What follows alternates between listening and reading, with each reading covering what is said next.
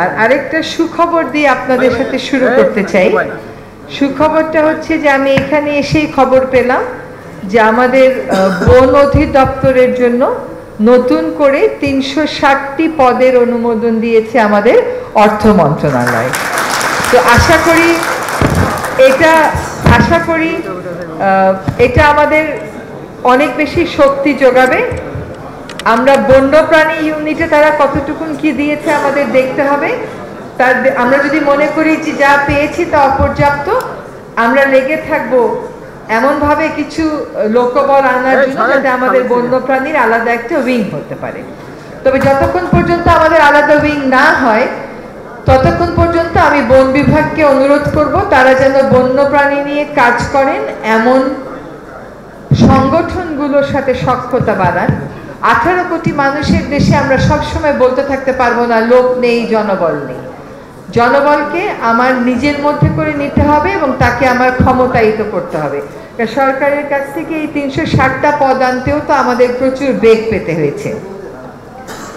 আসলে আমাদের এখানে একজন রাষ্ট্রীয় অতিথি এসছেন, ব্রাজিলের প্রধান বিচারপতি। কাজে আমাকে এখন যেতে হবে। যাওয়ার আগে কয়েকটা কথা একটু বলে রাখি যে আমরা জীববৈচিত্র্য আইন আর বন্যপ্রাণী আইন ধরে আইনগুলোর যে বিধানগুলো কার্যকর হয়নি, একেবারে মিটিং করা থেকে নিয়ে শুরু করে যে বিধানগুলো কার্যকর করা হয়নি সে বিধানগুলো কার্যকর করার কাজটা শুরু করেছি। একটা কাজ আমরা কয়েকদিন আগে দেখেছেন পত্রিকায় আমরা দিয়েছি, সেটা হচ্ছে আমরা শতবর্ষী গাছ, প্রাচীন গাছ, ধরেন 50 বছর বয়স এরকম গাছ, স্মারক বৃক্ষ, এগুলোর একটা তালিকা তৈরি করব। ঐতিহাসিক বৃক্ষ, এগুলোর একটা তালিকা তৈরি করব। আমরা কিন্তু জনগণকে আহ্বান জানিয়েছি যে যার যার এলাকায় এরকম গাছের সাথে সে পরিচিত কয়েকটা তথ্য দিয়ে আমাদের কাছে বিষয়টা জানাতে, যাতে আমরা তালিকাভুক্তির কাজটা শুরু করতে পারি। এবং এই গাছগুলোর সাথে আমার বন্যপ্রাণীর একটা সম্পর্ক অবশ্যই আছে। আমরা আরেকটা কাজ হাতে নিয়েছি, সেটা হচ্ছে যে হাতিগুলোকে, ক্যাপটিভি হোক আর বন্যই হোক, এটার জন্য একটা আলাদা প্রকল্প আমরা দিয়েছি এবং প্রকল্পটার ব্যাপারে কিছু অবজারভেশন এসছে, সেগুলোর উত্তরও আমরা পাঠিয়ে দেওয়ার পর্যায়ে আছি। আশা করি আমরা এই মাসের শেষে বা আগামী মাসের প্রথম থেকে হাতি সংক্রান্ত যে প্রকল্পটা এটাও বাস্তবায়ন করতে পারবো। করলে হাতির করিডোর সৃষ্টির সাথে সাথে হাতি মানুষের সহাবস্থানটা আমরা নিশ্চিত করতে পারবো। আমি খুবই খুশি এই জন্য যে আমরা চিন্তা করেছি যে 31টা বন্যপ্রাণী বাংলাদেশ থেকে হারিয়ে গেছে, এই কথাগুলো আমরা আর বেশি দিন বলবো না। আমরা যেগুলো সম্ভব হয় সেই বন্যপ্রাণীগুলোকে আবার প্রকৃতিতে ফিরিয়ে আনার কাজটা শুরু করতে চাচ্ছি। এবং আমরা প্রথম শুরু করব হচ্ছে আশা করি ময়ূর দিয়ে।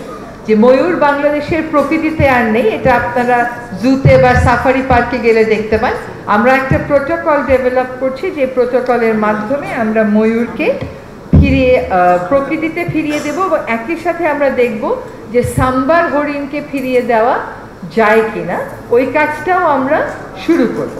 আমাদের উদ্দেশ্য হবে হয়তো 31টা পারবো না, কিন্তু যতগুলো সম্ভব ততগুলো আমরা প্রকৃতিতে ফেরত দেব এবং এর জন্য আমাদেরকে কিন্তু সবুজের আস্তরণটাকে আসলে বাড়াতে হবে। বাংলাদেশে অনেক চ্যালেঞ্জ আছে। আগে দুই একটা ভালো খবর পড়তাম, এখন উপদেষ্টা হওয়ার পর দেখি সব খবরই দেশের খারাপ।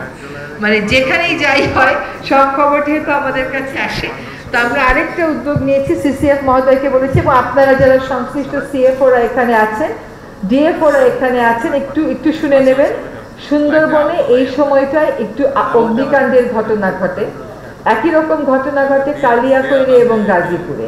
আপনারা যতটুকুন সম্ভব পূর্ব সতর্কতামূলক অবস্থান গ্রহণ করবেন। আগুন লাগলে ফায়ার ব্রিগেড নিয়ে গিয়ে আগুন পোড়ানো একটা বিষয়, আরেকটা হচ্ছে আপনার প্রহরাটা বাড়ানো। আপনি প্রহরাটা বাড়াবেন যাতে আমরা আগুনের ঘটনার পুনরাবৃত্তি না ঘটে, সেটাই আমাদের চেষ্টা থাকবে।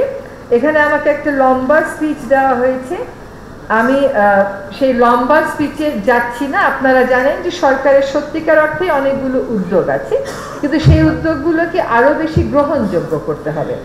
যেমন চিড়িয়াখানায় গেলে মানুষের মন খারাপ হয়ে যায়, সেটা হওয়া উচিত না। চিড়িয়াখানায় গেলে মানুষ বন্যপ্রাণীর প্রতি তার ভালোবাসাটা বাড়বে। তো আমরা সেটাকে চিন্তা করতে পারি, যদিও ওটা আমার মিনিস্ট্রি না, ওটা স্ট্রেঞ্জলি এনাফ যে মিনিস্ট্রি অফ লাইভস্টক অ্যান্ড এগ্রিকালচারের, ওটা বন বিভাগের না, কিন্তু ওইখানেও আমরা উন্নয়নটা কিভাবে করা যায়, সাফারি পার্কগুলোকে কি করে স্ট্রাকচার কমিয়ে দিয়ে সাফারি পার্ক হিসাবেই গড়ে তোলা যায়, যেখানে বন্যপ্রাণী ছোটাছুটি ঘোরাঘুরি করতে পারবে এবং সেখানে হাতির জন্য আমরা ক্যাপটিভ হাতি ধরলেই গিয়ে ওই সাফারি পার্কে দিয়ে আসি, তো ওইটার আর পরবর্তী রক্ষণাবেক্ষণ করা হয় না।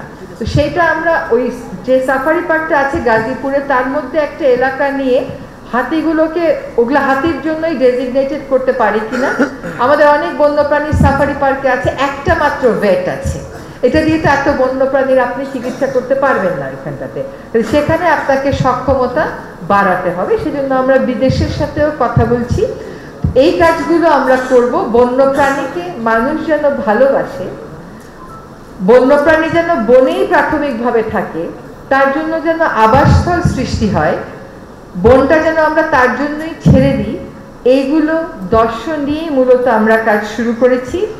আশা করি এই বছরের শেষ নাগাদ বেশ কিছু কাজ আপনারা দৃশ্যমান অবস্থায় দেখতে পাবেন, কিন্তু কাজগুলো সুফল পেতে আরেকটু সময় আপনাদেরকে অপেক্ষা করতে হবে। আমরা কেবল যে ময়ূর প্রকৃতিতে ফিরিয়ে দেওয়ার কথা ভাবছি তা না, আমরা কিন্তু ময়ূরের যে আবাসস্থল মোস্ট পপুলার মধুপুর শালবন, সেখানেও শালবন ফিরিয়ে আনার চেষ্টা করছি। আমরা আশা করছি এপ্রিল মাসে আমরা 135 একর 150 একর শালবনের মধ্যে 150 একর, যেখানে এখন অন্যান্য গাছ আছে যেমন ইউক্যালিপটাস, আকাশমণি, ওগুলো সরিয়ে এই বর্ষায় আমরা 150 একর জায়গাতে শালবন ফিরিয়ে আনতে বদ্ধপরিকর। কাজে একটার সাথে একটাকে সম্পৃক্ত করে আমরা কাজ করব। খুবই ভালো লাগলো আজকে যারা পুরস্কার পেয়েছে তোমাদের সকলকে অভিনন্দন। যে বাচ্চাটা পড়ে আহত হলো, আমাদের হয়তো একটু সতর্ক হওয়া উচিত ছিল, কিন্তু বন্য প্রাণীর প্রতি কিন্তু আসলে মানুষের ভালোবাসা বাড়ছে। আপনি খেয়াল করবেন যে এবছর আমরা অনেক কয়টা মেছো বিড়াল উদ্ধার করেছি এবং এবছরই প্রথম মেছো বিড়ালের দিবসটা আমরা সকল জেলা পর্যায়ে ডিসি মহোদয়দেরকে বলেছি তারা যেন সচেতনতামূলক কাজ করে মানুষের মধ্যে এই অ্যাওয়ারনেসটা তৈরি করে। তো তারা সে কাজটা করেছেন। আশা করি আমরা চলে গেলেও এই কাজগুলো, এই ধারাবাহিকতাটা অব্যাহত থাকবে। আমরা বন্যপ্রাণীকে বনে ফিরিয়ে দিতে চেষ্টা করব, বন্যপ্রাণীর প্রতি রূঢ় আচরণ করব না, তার নিরাপত্তা নিশ্চিত করব এবং বন্যপ্রাণী আসলে ওয়ান হেলথের যে একটা কনসেপ্ট আছে, এটাকে যদি আপনি মানেন তাহলে মানুষকে ভালো থাকতে হলে কিন্তু বনকে, বন্যপ্রাণীকে আপনার সম্মান করতে হবে এবং সুরক্ষিত রাখতে হবে। আপনাদেরকে আগেই বলেছি যে আমার জন্য একজন অতিথি অপেক্ষা করছেন, সকলের কাছ থেকে অনুমতি নিয়ে আমি আজকে এখানে